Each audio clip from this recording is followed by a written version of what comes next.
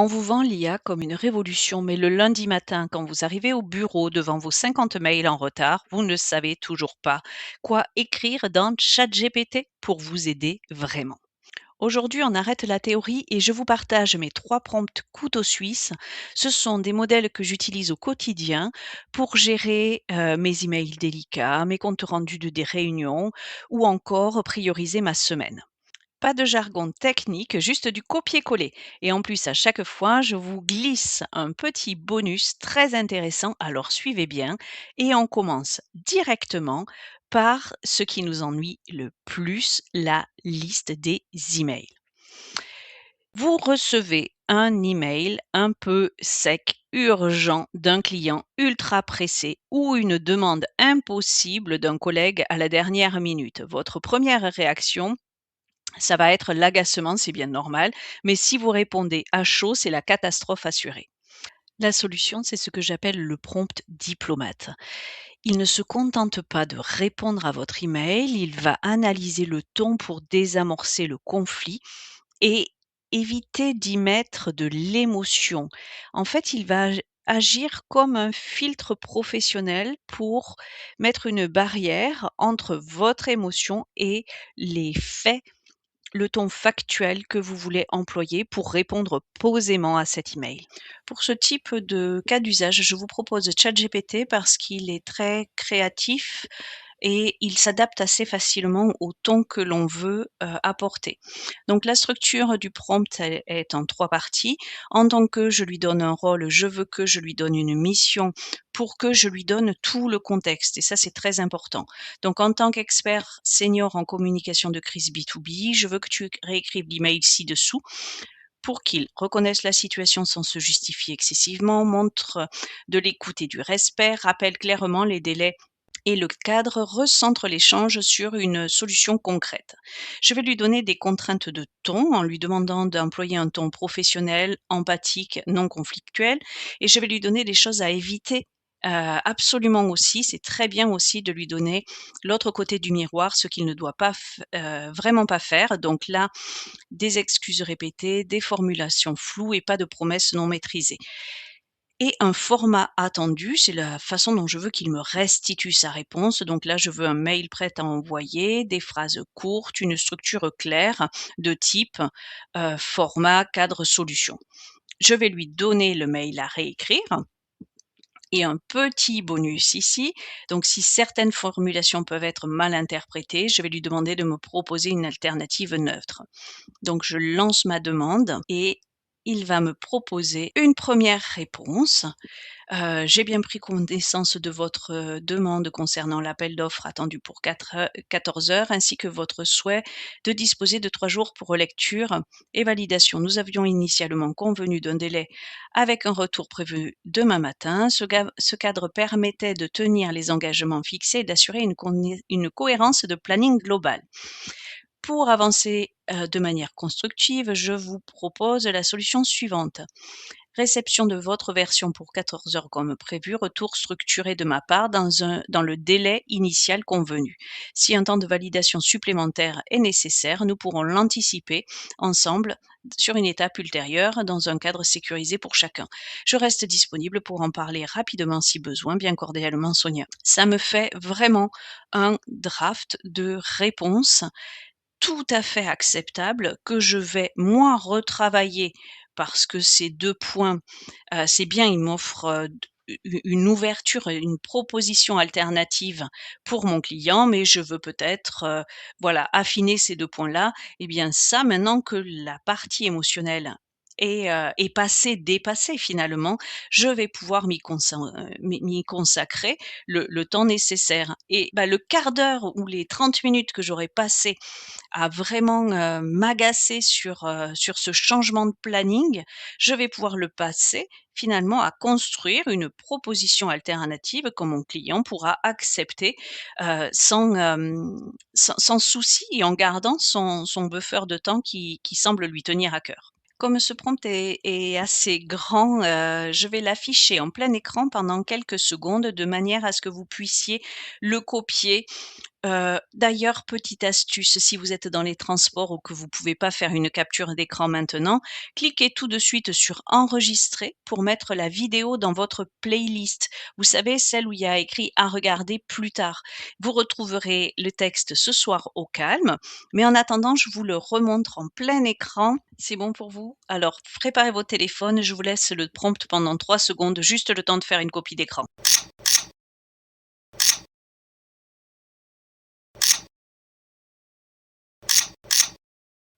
Vous voyez les nuances? C'est avec la structure en tant que je donne un rôle, je veux que je donne une mission. Pour faire, je donne un contexte. C'est vraiment cette structure qui va faire toute la différence. Passons maintenant à la deuxième perte de temps massive, les réunions. On a tous des notes de réunion avec des bouts de phrases, des notes, des idées en vrac et transformer tout ça en compte rendu propre, ça nous prend facilement 20 minutes. Avec le prompt que je vais vous partager, ça va vous prendre 10 secondes. Et l'erreur que beaucoup de monde fait, c'est de demander à ChatGPT un simple résume ça. C'est beaucoup trop vague et je vais vous montrer comment avoir un résultat professionnel. Donc, comment formuler votre demande, la structurer pour que vraiment vous ayez un résultat qui soit propre dès les premières itérations. Voici le modèle pour transformer vos notes en plan d'action. Je partage mon écran. Alors, j'aurais tout à fait pu utiliser ChatGPT pour vous montrer ce prompt, mais je voulais vous faire une petite surprise et un petit bonus en vous montrant Mistral. Mistral, c'est notre intelligence artificielle française qui a un moteur d'analyse OCR, c'est-à-dire qui lit les manuscrits, qui est super puissant. Donc je voulais vraiment profiter de cette occasion pour vous le montrer en action. Donc je vais joindre mes fichiers. Ce sont mes prises de notes. Vous voyez, ce sont vraiment des notes manuscrites dans un cahier et je lui dis, en tant qu'assistant de direction expert en compte rendu professionnel, donc je lui donne un rôle, je veux que tu transformes mes notes de réunion non structurées en compte rendu clair, synthétique et exploitable. Je lui donne une mission et maintenant je vais lui donner du contexte pour faire un document immédiatement utilisable en contexte professionnel, suivi d'équipe, partage aux parties prenantes, traçabilité de décision, etc. De la même manière, je vais lui mettre des contraintes de contenu. Vous lirez tout ça, je vous laisserai le temps de faire votre copie d'écran tout à l'heure. Je vais lui donner une structure, donc avec décision validée, point de blocage, sujet en attente, etc. Vraiment, ça c'est important quand on fait un compte de rendu de réunion, ça va faciliter votre partage après. C'est vraiment dans les bonnes pratiques. J'ai rien inventé en fait. J'ai pris les bonnes pratiques du compte rendu de réunion et je lui donne comme contrainte et comme structure. Donc on va lui donner un format et je vais lui donner mes notes. Alors vous, vous pourrez faire un copier-coller, hein, vous pourriez le faire en copier-coller dans ChatGPT. Ici, je les ai mis en pièces attachées.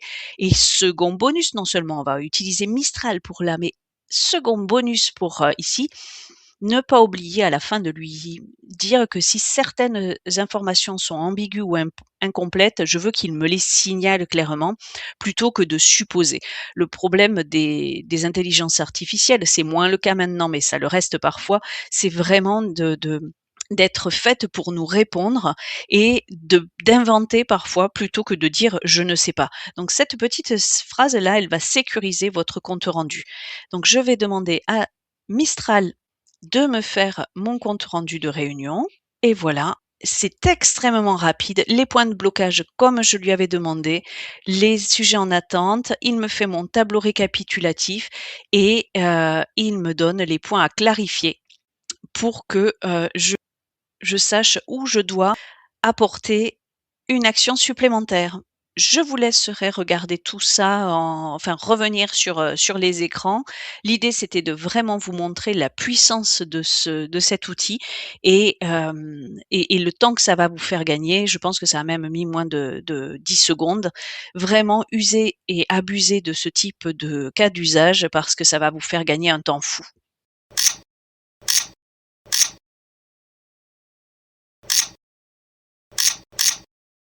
Je suis trop contente de vous avoir montré ce cas d'usage et cet outil. C'est vraiment fini le cauchemar des notes manuscrites. Vous avez vu, il a repéré les actions tout seul. Vous n'avez plus qu'à relire, ajuster et copier dans un email. Ça va réduire votre temps de manière tout à fait drastique. Dernier outil, et c'est mon préféré du lundi matin ou du dimanche soir quand je prépare ma semaine et que je ne sais pas par où commencer. On a souvent une to-do list longue comme le bras avec plein de tâches et au final, quand on ne s'organise pas, on finit par faire ce qui est le plus facile au lieu de faire ce qui est le plus important. On va demander à notre intelligence artificielle d'être absolument impitoyable avec notre agenda en utilisant la matrice Eisenhower.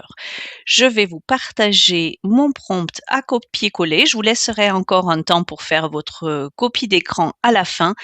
Ce prompt va vous permettre de trier vos priorités à votre place. Je partage mon écran. Pour ce dernier cas d'usage, je voulais utiliser Claude. Vous auriez tout aussi bien pu le faire dans ChatGPT, comme tout à l'heure quand j'ai utilisé Mistral pour vous montrer le compte rendu de réunion.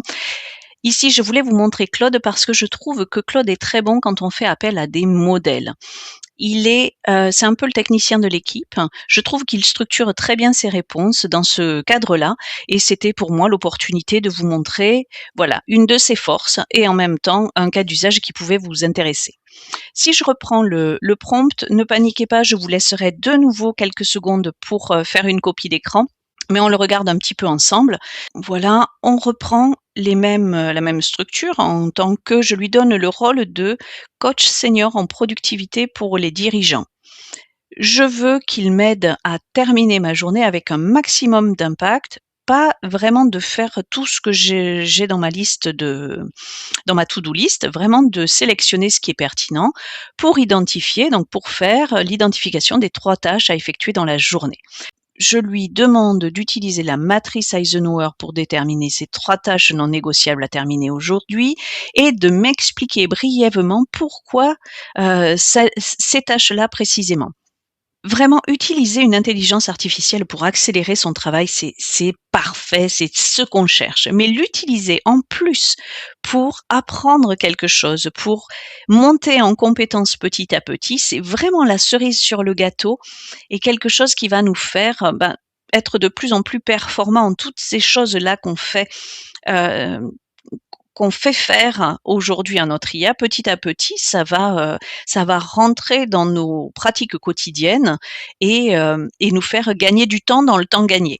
On n'oublie pas de mettre les contraintes. Donc ici, je lui dis que mon temps est limité à 7 heures et toutes mes autres contraintes. Alors ça, c'est important aussi parce que sinon, il va considérer que vous avez une journée illimitée et il va mettre des tâches, quel que soit le temps que vous avez vraiment. Donc, précisez vraiment vos contraintes. Qu'est-ce que je voulais vous montrer? Toujours le format attendu et ensuite vous mettez votre liste de tâches. Voilà, moi je l'ai mis là. Comme ça, vous la copiez, vous mettez une photo de votre liste de tâches. Voilà, vous pouvez lui donner sous format de fichier, quel que soit le format, il fera bien le taf. Et petit bonus, puisque je vous donne un bonus à chaque fois, ajoutez la petite phrase « Si certaines tâches sont trop vagues, reformule-les en actions concrètes exécutables en moins de 90 minutes ».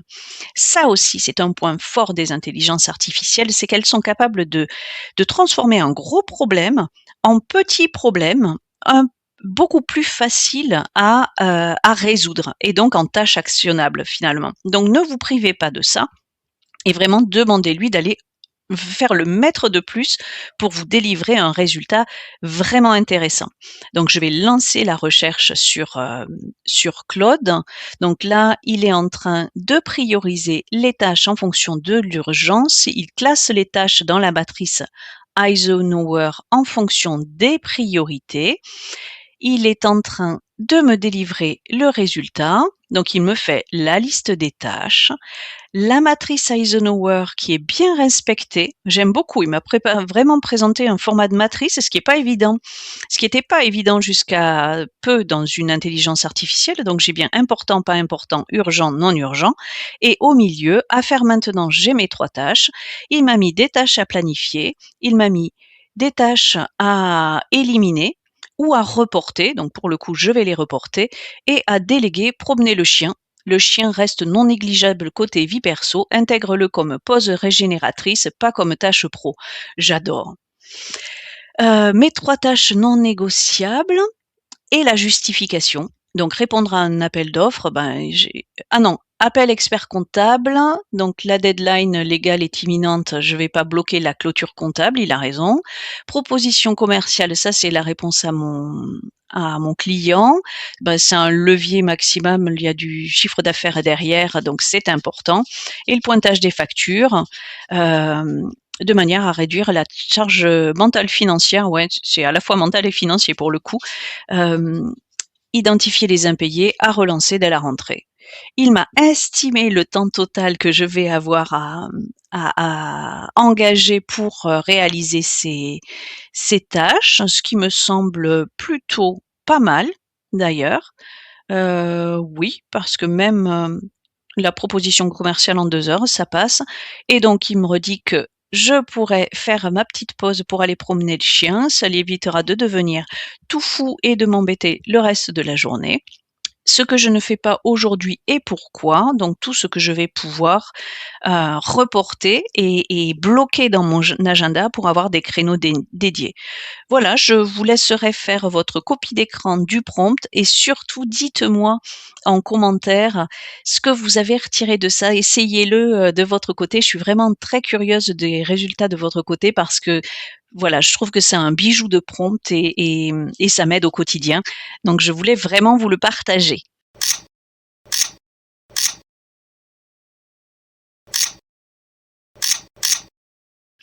Ces prompts fonctionnent vraiment pour tout le monde. Mais petit bonus complémentaire, si vous voulez qu'il soit parfait pour vous, soyez précis dans le contexte et expliquez-lui qui vous êtes.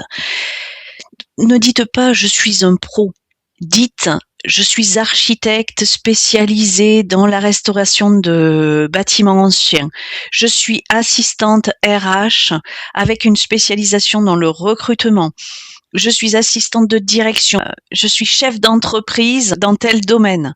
Donnez-lui un maximum de contexte sur vous pour que ses réponses soient adaptées à vous.